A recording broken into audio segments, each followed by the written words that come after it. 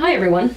In this video, I'd like to go through my top priorities for what I like to teach my students in Suzuki Book 2. Other people might have totally different priorities, and that's fine. Hopefully this video will give you some guidance on what you should or could be learning in Suzuki Book 2, or maybe what you should or could be teaching to your students in Suzuki Book 2. For me, the main focus of Suzuki Book 2 is an opportunity to refine our intonation through the use of sympathetic vibrations, otherwise known as ringy notes, and developed through the use of Suzuki's tonalizations. A lot of people ignore the tonalizations they appear in Book 1, Book 2, Book 3, Book 4, all the books have them, and a lot of people ignore them.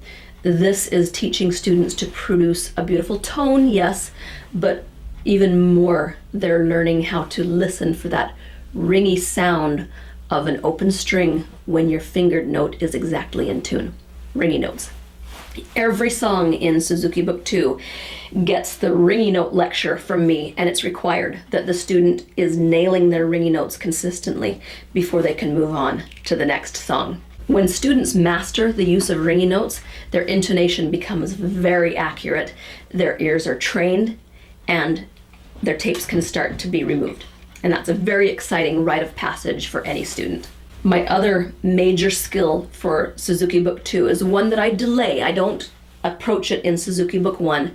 I save it for Suzuki Book 2, and that's the use of colle motion for smooth bow changes, for agile string crossings, and for better control at the frog. Suzuki Book 1 has somewhat avoided the frog, and so Suzuki Book 2 is where we start learning how to manage the bow at the frog through the use primarily of colle motion. Now, of course, we reinforce the skills that were learned in Suzuki Book 1, and we fix problems that may have gone undetected or that still linger. Basic fundamentals like bow hold, posture, left hand form, bow control, tone production.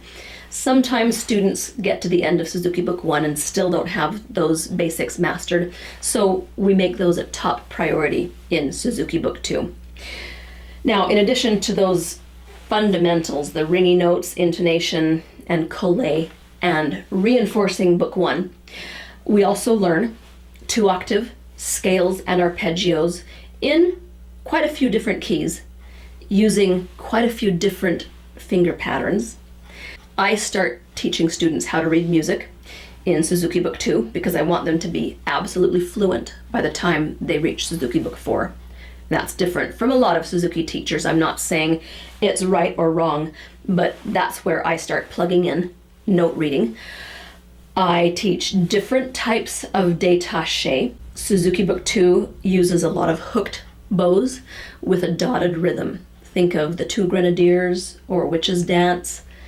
It's a hard bow stroke to learn and to get nice and clean. So that's one of the biggies in Suzuki Book 2. Students should learn how to play legato and how to slur up to 4 notes in one bow. Of course, they should learn dynamics and phrasing and further refine their tone production and learn how to change tone color by manipulating the magical ratio between their bow weight, their bow speed, and their sounding point or their bow placement. By changing the ratios of those 3 ingredients, you can get 1,000 different colors. Also, learning vibrato is appropriate in Suzuki Book 2 if students' intonation is secure and their left hand form is very good, and if their fundamentals from Suzuki Book 1 are all nailed. So if you're not learning these skills and you're in Suzuki Book 2, ask your teacher to help you with them. Like I've said before, the best students are the ones who ask the best questions, and you can often help your teacher be a better teacher by asking them and asking for their help. You can also come to my website, reddesertviolin.com, and check out the lessons that I have online. A lot of my online students are supplementing their private lessons with my online lessons. And most private teachers don't object because their students do so well. my online lessons tend to go hand in hand with private instruction, so the two can work concurrently. All right, I hope this helps you to get the gist of what I think Suzuki Book 2 is all about. Thanks for watching. Hope to see you on my website, and I'll see you next time.